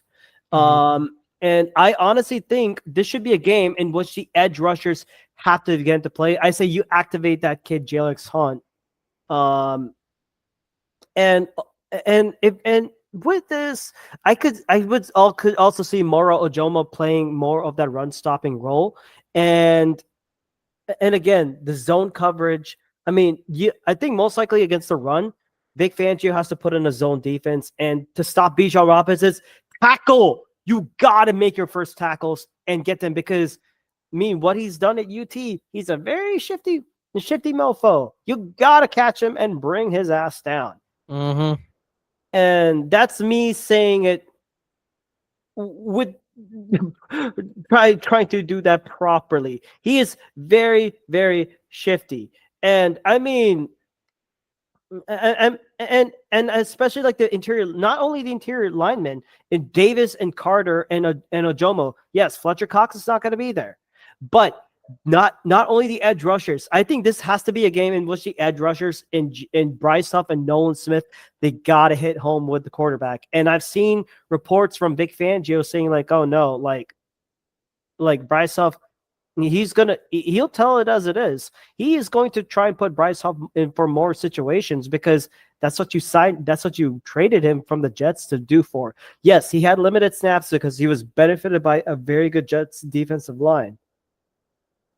But anyway, I think this is going to be, you have to play a proper zone defense. In that case, I would say go cover 2 or cover 2 or Tampa 2 in that case. And not only that, your linebackers, Zach Bond and Nakobe Dean, yes, they played extremely well, but you're going to go in a position which you have to work with Kyle Pitts. And I heard this from a quote. Devin White may have recovered, but Vic Fangio said no. Nakobe Dean's the starter. Devin White is sitting. He's going with that 2 linebacker set. So it is going to be a big day for Zach Bond and Nakobe Dean to contain and control Bijan Robinson. Because if you're not doing that, he's going to keep on attacking that interior. And not only that, maybe you line him in the slot. This is where I feel matchups have to work well. And I think and not only that, the tackling, you got to tackle the F. Now, the only hope that I have is that Eagles pass defense. I thought they managed pretty well against the Packers, except for Jaden Reed. That's the only exception. Packers were like 26th in pass DVOA. Eagles are ranked number 17 in defensive pass DVOA for a crazy reason. And I think with this, I would say, or maybe this could be roles in which you go 3 linebacker sets, maybe put in Devin White in some of these passing plays. just to help off. But if you're going to go in corner position, let's say Kyle Pitts, Drake London, who else do the Falcons have on offense as their offensive weapons? Bijan, Kyle Pitts, Darnell Mooney, who's been shaky at the moment, but still getting there, and Ray McLeod, 4 or 5 players, and also Kirk Cousins, he's unable to move in the pocket. This is where you need to bring in the pressure. And if I'm looking at like where I would place my best players at, Drake London, I would put Darius Slay on him. The other receivers in Duvernay, right? Devin Duvernay, or who are the F they got? Because I honestly don't know who they have on offense. Who they have? Let me see. Yeah. As you pull that up, I would say you have to start. Rodgers may be recovering, but I would still keep Keely Ringo and Quinyon Mitchell. But Keely Ringo, you need to see more snaps from him on the outside or inside, and have Quinyon Mitchell play the other. I do not want to see Avonte Maddox playing that that nickel role unless he's playing safety. In fact, I'd rather have Cooper DeJean more than, and hear me out, I'd rather have Cooper DeJean more than Avonte Maddox. I would still keep CJ Gardner-Johnson and because you're going to have to look at Kyle Pitts. He is going to be the one threatening the seams. He's going to be attacking more. And a red zone threat. Yeah. And definitely, which I was very shocked that the Packers didn't do more often, but using their tight ends to attack the middle of the field. I would say this is where I think this is where you have to play Cooper DeJean in this game, or you may have to put in Devin White in some of these passing plays. It's more like a guessing role. But this is what Fangio has to do. You got to involve all your players and get that snap count going. And I want to see more snaps from Bryce Huff, attack the edges. And if there's a weak point, I mean, look at what and if you want to see something, Kirk Cousins, of course he could barely move. Falcons had an okay line, but Matt Bergeron, their left guard, and their center Drew Dahlman allowed a sack and 3 pressures each. Lindstrom, their right guard, 2 QB hits and 3 pressures. They had their weak point, right tackle Caleb McGrary, down for a sack and 2 pressures. I think this is because, the Steelers had an excellent pass rush. This is where the Eagles have to hit home, and I think they'll have the best bet at Lincoln Financial Field, because it's not going to be like in Sao Paulo where everything is so goddamn slippery. This is going to be a home crowd, and I need to see Nolan Smith and Bryce Huff go after them. Now, I'm going to wrap this up quickly. On offense, this is honestly, I think this is going to be Jalen Hurts versus himself. Jalen Hurts' worst enemy can be himself. And the Falcons, I don't know what would constitute a pass rush for them, but all I know is that they have 3 good secondary players.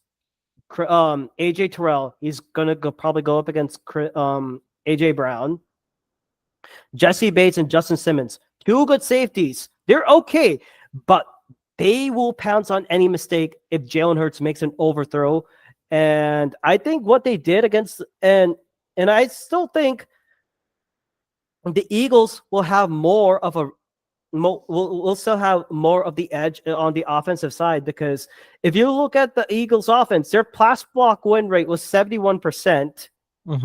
Their run block rate was 71% too. So pass rush win rate 48%. Run stop win rate 27%. This is the offensive side. Falcons, oh no, this could be the other way around or something like that. But I'm getting mixed up on some stats. But anywho, I would say that I would say to go up against those types, you got to continue with that run game, and because I trust the Eagles offense more.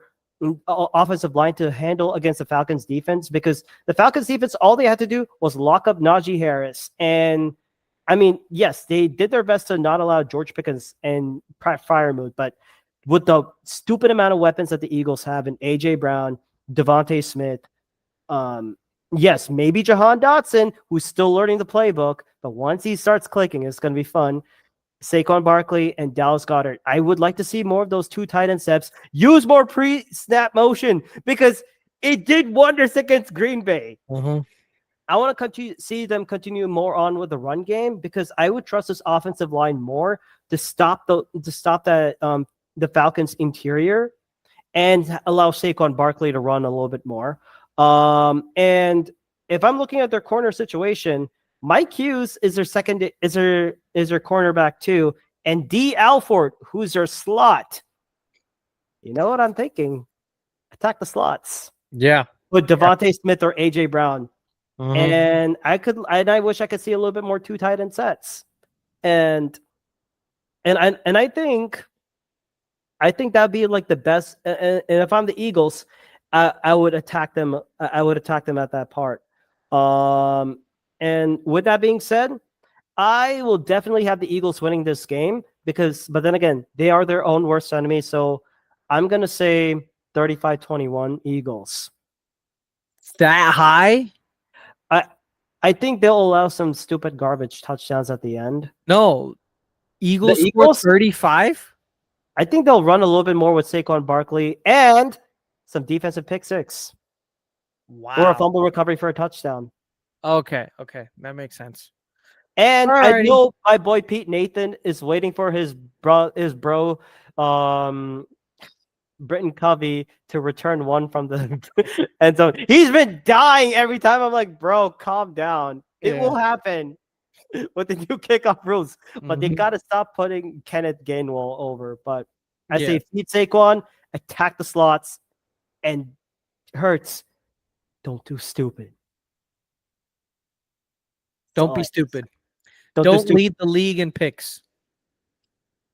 Give it to Dak Prescott or Daniel Jones. Yeah. Alrighty. Let's move on. So that recaps our games of the week. Now we're going to talk about preview our games of the week. Now we're going to preview our Masala games of the week. Oh boy, what do we got? I have an underrated game, but I think it's still going to be a pretty close game. And it's an NFC West division rivalry, the Rams versus Cardinals. Oh, yeah. Both of them involved in very close games against opponents who are far better than them.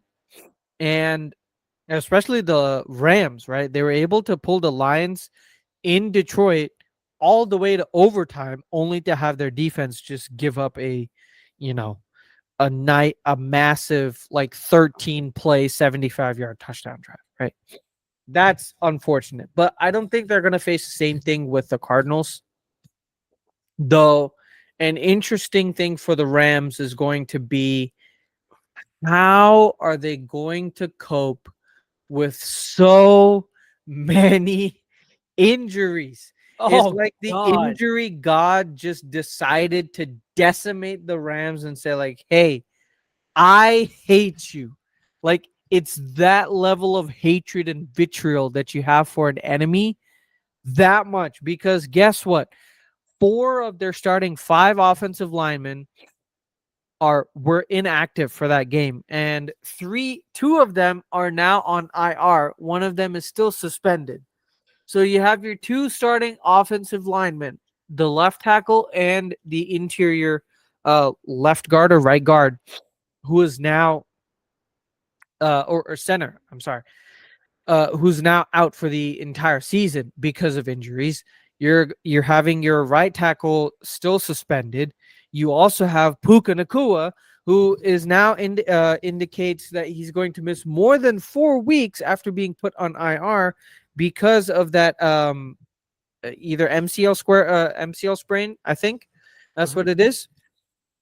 I would think so. Yeah, and so now they have so many injuries to their lineup.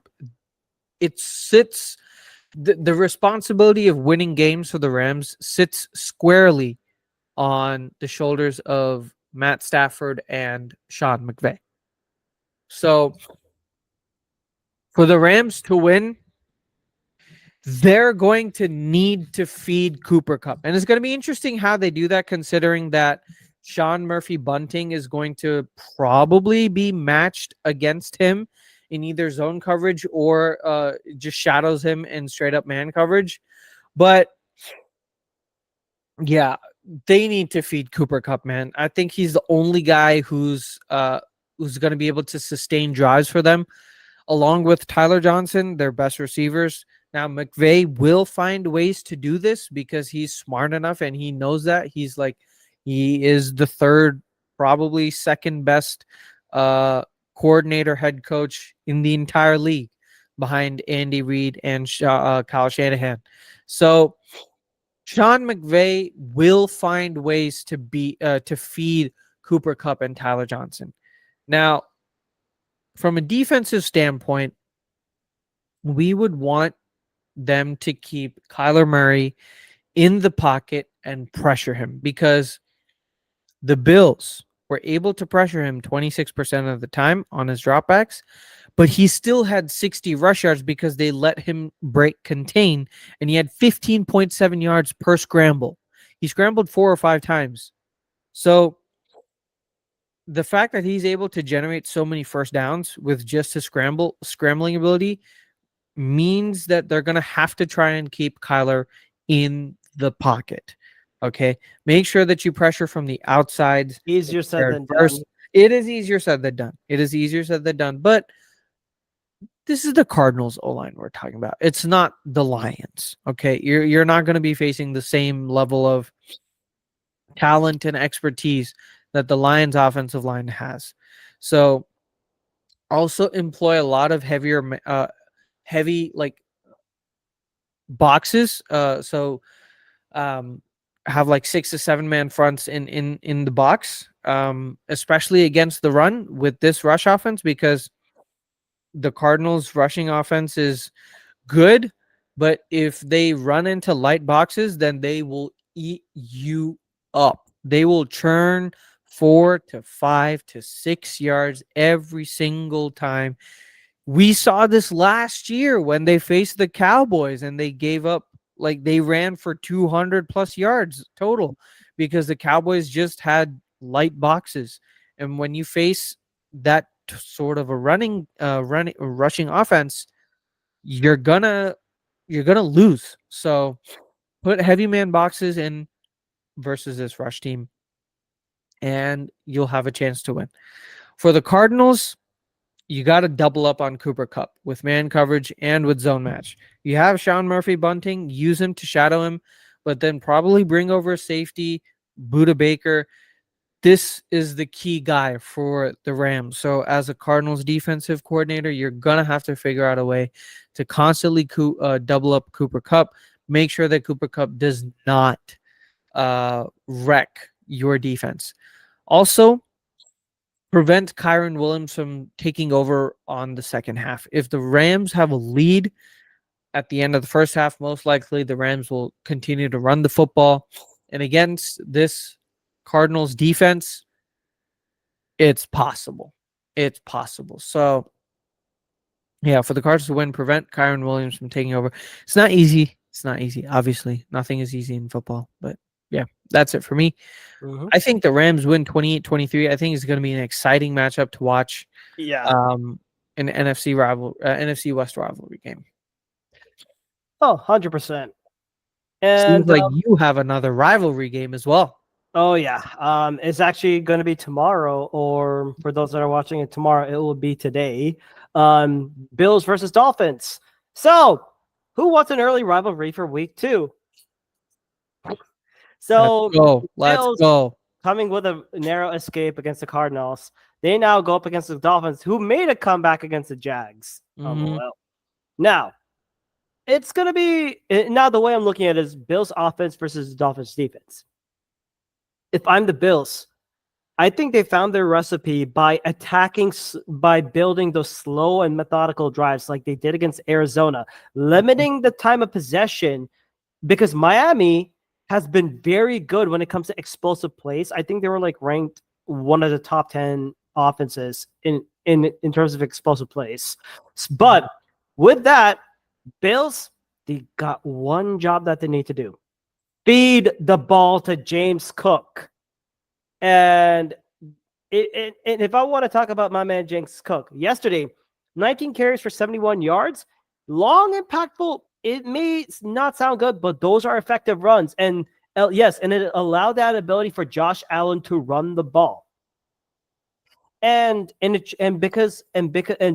dominating the time of possession and scoring, you need to do both in order to make this work. You dominate the time of possession and you're scoring points. Mostly touchdowns will help. It shortens that game from Miami. A long, good, methodical offense is a great defense. And the other key matchups I am looking at has to be Keon Coleman and Khalil Shakir. I don't know what the hell happened to Dalton Kincaid on the in that previous game, but he did not look good.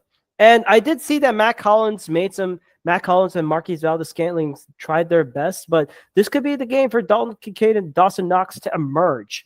Because if I am looking at the Dolphins defense, who's their defensive coordinator? Dolphins Joe Barry? Is it Joe Barry? No. It's I'll figure it out. Yeah. But if we're looking at the defensive side of the Dolphins, they basically go on Anthony Weaver. Anthony Weaver. So it's a base. So they're going base 3-4. Zach Zeiler, Benita Jones, and Calais Campbell. Calais Campbell, he's an insane pass rusher. So this is where the Bills' offensive line needs to do well. And I think but I forgot, they have to deal with the likes of Jalen Phillips, Jordan Brooks, Devin Long, and Quentin Bell. But then again, Josh Allen tends to have Miami's number, and I think if you're looking at Miami against the Jags running game, Miami allowed 4.9 yards per carry to the Jags, and so again, as you're running the ball more with James Cook and maybe mixing more of that Josh Allen running game, I would say you try and mix up a lot of play action, put in Keon Coleman and Khalil Shakir, attack that middle of the field, test out the strength of their linebackers. Mm-hmm. And I honestly think this could be the breakout game for Dalton Kincaid or Dawson Knox for this season, because they need to have the tight ends to have a bigger role. And if you're looking at the Dolphins pass defense, Jalen Ramsey, Cater Kohu, Jalen Ramsey, Cater Kohu, Jordan, and they'll see a familiar name in Jordan Poyer, who's an ex-Bills safety, who's on the other side. He probably has an idea on what the Bills will do. So you may see him play in that box safety role, and here's my take. I think he'll be the one to play spy against Josh Allen, because knowing how well this Bills offense works under Joe Brady, Jordan Poyer has seen this matchup so many times, like in practices. So okay, I know what to do. Now, this is going to be a tricky part for the Bills defense against the Dolphins offensive line, because the Bills have a bunch of injuries that they're dealing with. Teron Johnson, their cornerback, is out. Matt Milano is on IR. Their linebacker, Matt Milano, is on IR. Dwayne Smooth is on defensive end. He's out for this game. And Javon Solomon, he is doubtful for the game against Miami. However, Miami's offensive side, Raheem Mostert's out. So Devon Achane is questionable. So you're basically looking at Jeff Wilson as a running back. But I think the Bills' new safety duo of DeMar Hamlin and Taylor Rapp, they have a tall task. They have to find a way to help out their new corners, Christian Bradford and Rasul Douglas or Kyer Elam, to find a way to contain. It's basically, how the F do you stop Tyreek Hill and Jalen Waddle? Yeah, I think this is the best shot for Miami to actually beat Buffalo. I think they're what 11 game streak where Buffalo has beaten Miami, and What by one score game? It was yeah, basically Tua been is one like score 1-6. games, right? And I think like this could be the game where we could see Miami take a different approach. Maybe they attack more with Jeff Wilson, and of course, like Cam Lewis, the Buffalo he will come in as that corner, say that nickel corner, but I mean easily Jalen Waddle, Braxton Berrios, and Tyreek Hill. Braxton Berrios can easily attack the inside. I mean OBJ is just a name. I don't think he's going to come back until later. But it's going to be the Tyreek Hill and Jalen Waddle. And I honestly think because of that nickel corner, they say, this is our pigeon. This is the guy who they're going to mark and burn toast him. And the Bills, that linebacker room, I don't even think, I mean, their linebackers right now, Terrell Bernard, Dorian Williams, and Nicholas Morrow. Where have I heard Nicholas Morrow before? The guy who couldn't cover shit with Philly? I mean, Philly, right? Yep. And I think this could be the game in which Greg Russo and AJ Epineza, they'll edges. You got to bring the pressure to Tua. I mean, Tua had 37 attempts, 338 yards, and 1 touchdown, 101 QB rating. And you got to unleash Greg Russo. I mean, you saw that big game against Kyler Murray and the Cardinals. Some games, I think he had like I believe he had a hat trick of sacks. Yeah, his time to throw is incredible too. I think he's second in this past week in terms of not holding the ball. It's literally maybe 2.15 seconds. That's it. So yeah, you got to get the pass rush on Tua. And Dolphins, if they even want to have a slight chance of winning the game, you got to mix in the run game too. Yes, and I understand Raheem Mostert's out, and Devon Achane is questionable, but you got to incorporate it. And if you really want to protect your quarterback as well, so I mean, this is a game of matchups. I wish I had all the stats to talk about these ladies and gentlemen, but I honestly think this is like who will match up with who better. And based on the injuries that I'm seeing, I think I might go with the upset. You're going to go with the Dolphins? 27-23 Dolphins. Ooh, okay. I think it can happen. They've been so close, but because they've been short of one play. I think they can pull this off. Hopefully the Rakshak curse does not land. Well, what's your score for this one? We'll see. Alrighty, so that's gonna be it for us. I meant to ask you, like, what do you think the score between the is? It's tough because I just don't see how the Bills secondary is going to contain both Tyreek Hill and Jalen Waddle. They don't have the experience that they had before, and you also have but on the other side, I think the Dolphins running back core is so injured.